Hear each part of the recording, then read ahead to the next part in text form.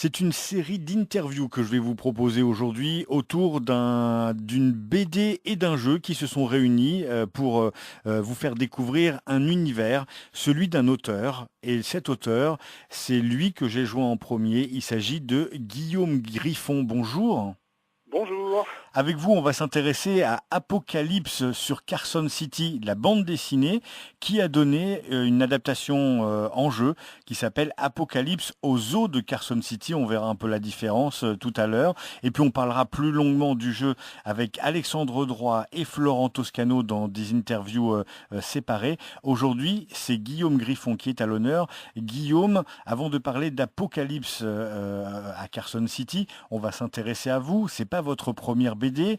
Vous êtes chez la maison Aquileos, la maison d'édition. Vous avez fait toute votre carrière de dessinateur, d'illustrateur là-bas. Mais avant de parler de cette carrière, est-ce que vous pouvez nous dire un peu comment vous êtes venu au dessin? Parce que si j'ai bien tout lu et votre fiche, on va dire auteur, vous avez fait Oui. plein de choses avant de dessiner.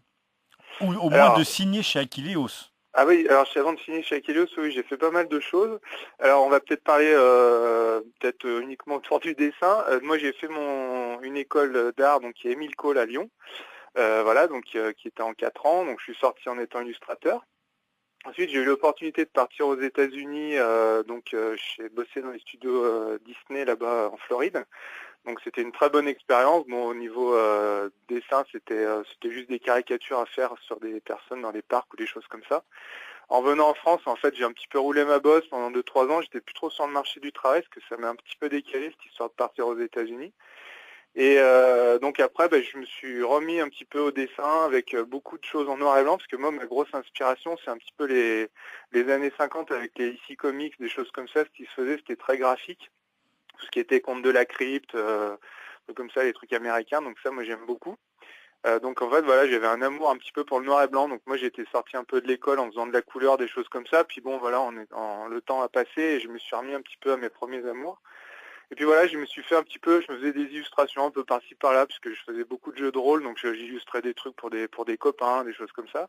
Et puis un jour, en fait, voilà, ça m'a pris, j'ai dit, tiens, je vais tenter ma chance, je vais monter à Angoulême avec mon book sous le bras, mais c'était vraiment des illustrations pleine page, des choses comme ça. Pas du tout pour faire de la BD à la base, puisque en plus à l'école on m'avait dit un petit peu avec dédain, toi mon gars, tu feras jamais de bande dessinée, parce que j'étais pas vraiment doué pour ça. D'ailleurs je pense toujours, je suis pas forcément, c'est pas vraiment mon premier amour, on va dire, la bande dessinée, mais enfin moi ce que j'aimais bien c'était raconter des histoires, un petit peu comme dans le jeu de rôle. Donc je suis parti avec mon book donc sous le bras. Et puis voilà, donc j'ai fait plusieurs maisons d'édition qui ont était un petit peu, ouais, ils m'ont dit que c'était vraiment sympa ce que je faisais, des choses comme ça, mais je rentrais pas forcément dans les cases, parce qu'il y a beaucoup de maisons d'édition où ils ont un petit peu une ligne éditoriale, ce qui est normal, pour que ça fonctionne aussi. Donc, ouais, mon graphisme plaisait, mais bon, c'était un petit peu, c'était pas très grand public, on va dire. Et puis, Aquileos, en fait, a été vraiment sous le charme, on peut dire. Et puis, voilà, ils m'ont proposé, ils m'ont dit, nous, ça nous plaît, on marche au coup de cœur. Donc, c'est un petit peu la force, je pense, de cette maison d'édition, c'est que ils veulent pas justement faire rentrer les gens forcément dans les cases, et voilà, donc ils fonctionnent au coup de cœur. Ils m'ont dit, nous on adore ton dessin, par contre nous on aimerait bien faire une BD avec toi, on a déjà des scénarios de presse, tu veux, là on voit que tu as déjà fait des petites illustrations sur le western, ça nous plaît beaucoup, voilà, on a un western à te proposer. Et puis voilà, en fait c'est parti comme ça. Ils m'ont proposé un scénario qui avait déjà été un petit peu créé par un scénariste donc, qui s'appelle CK. Et donc en fait on a rebossé un petit peu par rapport à mon univers, parce que ça collait pas forcément au départ. Et puis voilà, après je suis parti, j'ai tenté le truc, et voilà, c'était beaucoup de boulot, parce que ma première BD, je connaissais pas grand-chose à tout ce qui est code, un petit peu, cadrage et compagnie. Et puis voilà, donc CK m'a un petit peu tenu par la main au départ sur mon premier tome, puis après le deuxième, ça a été déjà un peu mieux, j'ai pris un petit peu mes aises. Et puis voilà, en fait, Billy Wilde, en fait, j'ai fait 2 tomes d'une centaine de pages, on va dire. Et puis c'est comme ça que c'est parti, en fait. Billy Wilde qui raconte l'histoire de ce gangster, de ce cow-boy qui fait une rencontre surprenante avec le diable, c'est ça, et qui devient en Voilà. fait une sorte de tueur. Ouais, tout à fait, en fait, c'est un petit peu la Faust revisité, quoi. Il vend un petit peu son âme au diable contre une espèce d'invincibilité un petit peu, et voilà, et en fait, il va avoir des tas de problèmes, il va essayer de reprendre un petit peu ce qu'il a perdu, et il va y laisser des plumes un peu dans l'histoire, donc voilà. Ça a fait un petit peu le buzz à l'époque, même beaucoup quand c'est sorti, parce que entre guillemets, c'est un petit peu le défaut et l'avantage de mon graphisme, c'est-à-dire, enfin, pour ceux qui connaissent pas, c'est vu que c'est du noir et blanc, c'est très tranché, donc c'est pas, encore une fois, c'est pas très grand public. Et où on adore, je pense, où on déteste, mais il n'y a pas forcément de juste milieu, quoi. Et en tout cas, les librairies, ça avait mis un petit peu le pavé dans la mare à l'époque, au niveau dessin, parce qu'ils m'avaient bien soutenu, ça avait bien fait le buzz, et puis au moins, ça n'a pas laissé indifférent, je pense, et voilà, qu'ils aiment ou qu'ils n'aiment pas, en fait, le bouquin a fait beaucoup parler, et puis voilà, ça a pas mal marché, en fait, du départ, dans ce style, quoi. Et donc dans le même style, dans le même style graphique, puisque c'est votre patte, vous êtes passé à Apocalypse sur Carson City. Alors là, on est sur une plus longue série. Il y a 6 Ouais. ou 7 tomes, c'est ça? Là, je suis sur le dernier tome, et c'est le numéro 7, qui est, C'est l'ultime? qui est l'ultime tome. Au début, c'était parti sur 6 tomes. Et encore une fois, le scénario, moi je me laisse des petits blancs, enfin on y reviendra plus tard au niveau du scénario, mais je me laisse des petits blancs scénaristiques, on va dire, dans mon approche. Et encore une fois, ça a un petit peu débordé, on va dire. Donc le tome était beaucoup trop gros pour un dernier tome, donc on l'a séparé en deux en fait. Enfin on l'a scindé en deux. L'éditeur était d'accord, donc voilà, au lieu d'en avoir 6, on en a 6, mais en deux parties le dernier. Donc voilà. Donc Alors, ça fera 7 tomes en tout. Apocalypse sur Carson City, ça parle de zombies, mais pas que en fait. Si on s'intéresse que au premier tome, les zombies font juste un petit passage au tout Ouais. début, mais la vraie histoire, c'est plutôt cette ville et ses gangsters, ces trois frères Blackwood qui tentent d'échapper à la police et puis qui vont semer la mort un peu partout autour d'eux. Ouais, tout à fait. Ouais, en fait, les zombies, c'est uniquement, faut pas résumer forcément l'Apocalypse sur Carson City à une histoire de zombies, parce que c'est vrai, il y en a, mais c'est un petit peu la cause, enfin voilà, ça aurait pu être n'importe quoi, des femmes sangsues venues de Mars ou des araignées géantes. C'est un petit peu, en fait, c'est plutôt les personnages, en fait, que j'ai voulu faire, c'est vraiment, c'est un petit peu l'idée Tarantino, un petit peu genre Une nuit en enfer ou du Pulp Fiction, c'est un petit peu mes deux, quand j'essaie d'expliquer aux gens qui connaissent pas la BD, c'est un petit peu mes deux références. Voilà quoi, c'est des gens il n'y a pas vraiment de héros ni de méchants dans l'histoire. En fait, c'est juste des personnages, en fait, comme dans Pulp Fiction, hein, qui vont où les destins vont se croiser, les petites histoires marrantes ou tragiques, en fait, pendant toutes les 7 tomes vont pas arrêter de se croiser, avoir des conséquences sur l'une ou l'autre histoire, en fait, complètement inattendues ou tarabiscotées le plus souvent du temps. Parce que moi, j'assume, et c'est complètement de la série B, hein, 13 années 80 avec plein de références de films, des choses comme ça. Même dans Donc les voilà, personnages, hein, on retrouve ah oui, des oui, caricatures d'acteurs comme Chuck Norris par exemple. tout à Les fait, ou costumes de Steven Seagal. Tarantino, ils y Voilà. sont aussi. C'est vraiment fort comme Ouais. empreinte, hein. Ouais, il y a beaucoup de caméos, des petits clins d'œil.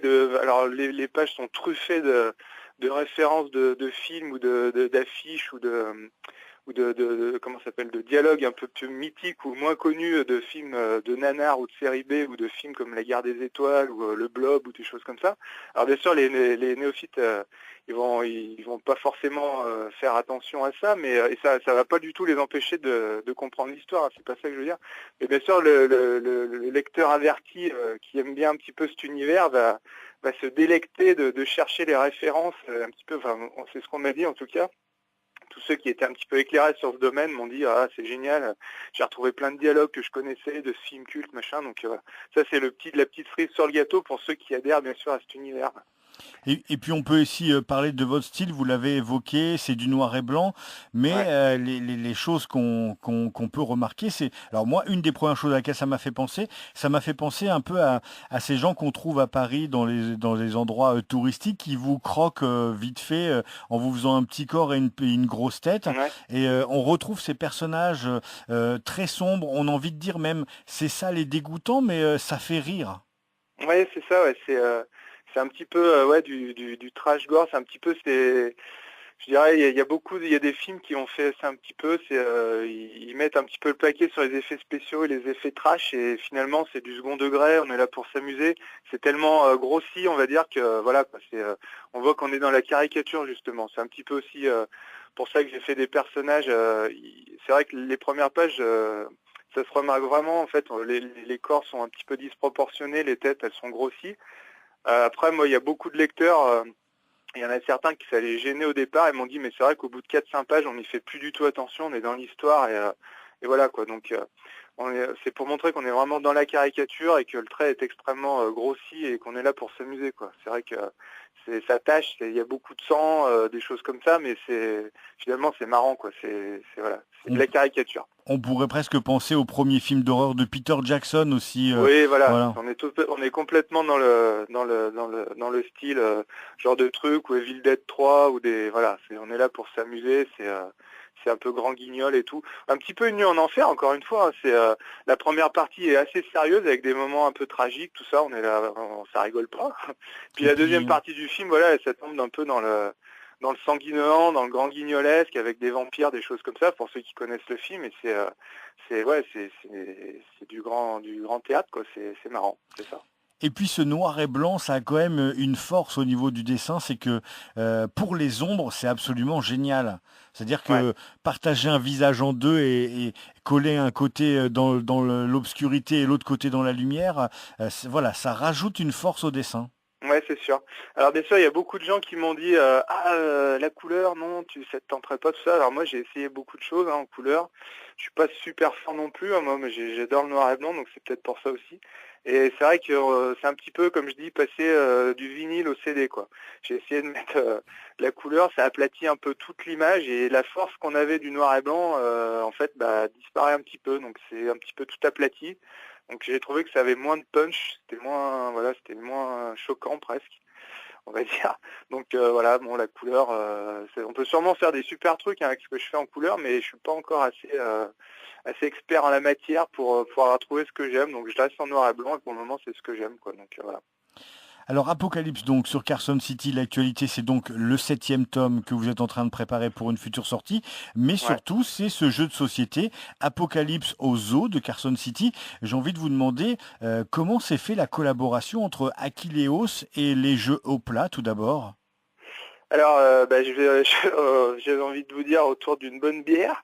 C'était un petit peu notre premier contact puisque moi je suis dans la région, dans la Loire en fait, et j'ai un très bon ami à moi en fait qui a mis en place un salon de jeux de société qui s'appelle les Vendanges ludiques en fait. Donc là, ça doit faire 4 ans ou 5 ans, je sais plus, donc qui marche très bien. Et donc par son entremise en fait, j'ai été à beaucoup de ces salons et ces soirées. Et donc j'ai rencontré en fait ces deux personnages en fait on va dire qui sont Alexandre Droit et Florent Toscano qui font des jeux de société, qui sont éditeurs du jeu. Et voilà, donc on a discuté, ils connaissaient pas du tout ma BD, et voilà, donc je leur ai prêté quelques tomes, ou je sais plus, mon copain leur en a prêté, donc ils ont adoré l'univers. Et voilà, après on s'est revus pour une autre année. Ah ben, on a lu tes livres, c'est sympa et tout, il y a quelque chose à faire. Et ils m'ont appris justement qu'ils avaient déjà édité en fait des jeux tirés de bandes dessinées, dont Lincoln. Voilà, c'est une BD aussi qui était sortie et qui parle d'un cow-boy. Donc ils avaient déjà fait ça, sur un petit jeu de cartes. Et m'ont dit, bah nous on cherche justement un jeu qui pourrait être dans la même lignée, voilà, de jeux adaptés d'une BD. Donc nous ça nous intéresse, que ton univers il est vraiment sympa et tout. On a déjà un concept de jeu, voilà, donc il manque plus qu'un univers à mettre dessus. Donc on a joué au jeu de base un petit peu qui était des coccinelles qui devaient manger des pucerons, donc quelque chose qui avait rien à voir à la base. Et donc voilà, on a remplacé en fait les pucerons par des animaux et des zombies et les coccinelles par les personnages de ma bande dessinée. Donc on a fait quelques adaptations de règles, enfin ils ont fait des adaptations avec des petites variantes, des choses comme ça. Et puis voilà, après c'est parti comme ça en fait. On a fait des essais, on a vu que ça pourrait vraiment marcher très fort dans le style, et puis voilà. Donc après c'était un gros pari pour, je pense, pour Florent Toscano, qui édite le jeu, puisque en fait son univers est plutôt gentillet, on va dire, mais sans mots péjoratifs. En fait, c'est plutôt les animaux, la nature, les choses comme ça. Et voilà quoi. Donc pour lui, c'était de taper dans mon graphisme, c'était un peu du qui tout double quoi. Est-ce que les gens vont suivre, mais bon, il a pris le risque et puis en étant tout excité. Et puis voilà, je pense que là, ça commence à bien partir. Là, il y a eu des bons retours, en tout cas pour les jeux qui ont été un petit peu distribués, puisque la sortie n'est pas avant samedi 30, je crois. Donc là, il y a eu quelques tests de fait des sites déjà qui ont déjà eu le jeu un petit peu en avant-première, des choses comme ça, et apparemment il y a vraiment un bon retour des gens, donc voilà, on est bien content. C'est assez pratique, c'est une toute petite boîte, hein, ça doit faire moins de 10 centimètres sur 10 centimètres. Il Ouais. y a 66 cartes. C'est donc Mm. vous qui vous êtes collé à toutes les illustrations. On travaille pareil pour illustrer des cartes d'un jeu de société que pour une BD ou du coup ça demande une adaptation? Non, moi j'ai travaillé personnellement, j'ai travaillé un petit peu pareil. En plus, ce qui était un petit, le travail était déjà à moitié fait, on va dire entre guillemets, pour l'univers, puisque bien sûr tous les personnages, j'ai rien eu à réinventer puisqu'ils sont tous sortis de la bande dessinée. En fait, le gros travail était un petit peu sur les animaux, le zoo, parce qu'en fait tous les personnages, moi je les avais déjà. Donc bien sûr, je les ai réadaptés pour le jeu de société, des choses comme ça, mais il n'a rien fallu inventer ou en fait, il a juste fallu sélectionner quelques personnages, parce qu'ils ne sont pas tous, bien sûr, il y a beaucoup de personnages dans la bande dessinée, donc là, il a fallu choisir à faire des équipes, c'est ça qui a été presque le plus pénible, parce qu'en fait, vu que j'ai pas, à part une équipe de gangsters, les autres, c'est un petit peu des personnages disséminés un peu à travers la BD, donc il a fallu un peu tous les classer, puisqu'il y a 4 équipes dans le jeu. Voilà, puis après non mais le gros boulot ça a été un petit peu de sélectionner aussi les animaux du zoo et puis adapter un petit peu mon graphisme justement parce qu'on voulait trancher entre les zombies qui sont vraiment dégueulasses dans le jeu et justement les animaux qui sont pas contaminés. Donc il a fallu adapter mon style, pas faire des animaux zombies ou mutants, juste des animaux normaux entre guillemets. Donc voilà, toujours en noir et blanc avec mon style, donc il faut pas taper trop dans le crade, tout ça. Donc voilà, j'ai été un petit peu obligé d'adapter aussi, c'est normal, il y a les contraintes de jeu. Et puis non mais voilà, ça s'est fait, ça s'est bien fait, on va dire. Ça s'est fait sur plusieurs mois, et puis c'est un travail de surtout de réglage aussi pour eux, de règles, des choses comme ça. Et puis voilà. Non non mais ça s'est bien passé, ouais. En tant que dessinateur, participer à un projet comme ça, est-ce que ça donne des idées? Surtout que vous me disiez que vous êtes joueur vous-même et joueur aussi de jeux de rôle comme de jeux de société. Est-ce que Ouais. ça donne des envies Des envies. d'illustration ou pour des jeux de société ou pour d'autres jeux de société ou pourquoi pas des jeux de rôle? Ah bah des jeux de rôle, oui, j'y avais déjà pensé. Après, c'est vrai que le jeu de rôle papier, il est un petit peu. Parce que moi, c'est jeu de rôle papier, hein. Le jeu de société, je joue aussi, mais je suis un petit peu moins client entre guillemets, même s'il y a des jeux que j'aime beaucoup, c'est plutôt des jeux à thème, hein, ceux que j'aime. Les jeux de rôle, oui, on a beaucoup joué hein, depuis l'âge de mes 15 ans jusqu'à récemment d'ailleurs. On a fait beaucoup de parties sur beaucoup d'univers. Donc c'est vrai que c'est un truc qui est sympa, ce qui serait sympa. Après, il y a beaucoup, ça c'est un petit peu en déclin entre guillemets. Depuis quelques années, le jeu de rôle papier, il y a beaucoup de choses qui sont plus traduites forcément, parce que nous, en étant anglophone un petit peu moyen, on va dire, il y a beaucoup de choses qui sont un petit peu du vocabulaire assez, comment ça s'appelle, assez précis, donc c'est un petit peu compliqué. Donc on prenait vraiment que des jeux qui étaient traduits en français, donc c'est vrai que nous, on y joue beaucoup moins là, en ce moment, et puis voilà.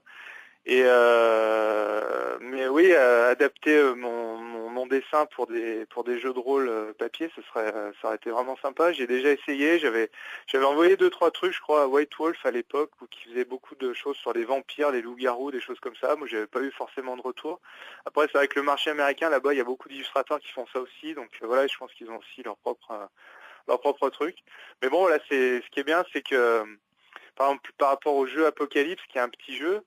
Au moins c'est un projet voilà qui est pas forcément super ambitieux ou ça fait pas des gros jeux de plateau énormes ou des choses comme ça, mais au moins le projet il a été concret et il s'est fait quoi. Parce qu'il y a beaucoup de choses qu'on m'a proposées dans ma carrière, c'est un petit peu aussi ça, des choses, des films, des adaptations en livre, en film, en jeu, en trucs comme ça, et finalement le projet était trop gros et ça s'est jamais fait quoi.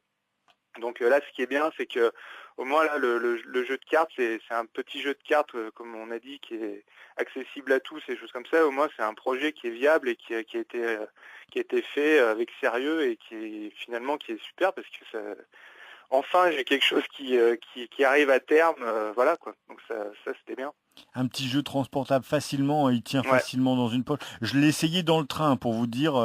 Mhm. Le seul désavantage, c'est que les cartes sont tellement belles et qu'elles glissent tellement que les tables de train ne sont Ah, pas adaptées. Il faut sortir ouais, avec son tapis de jeu.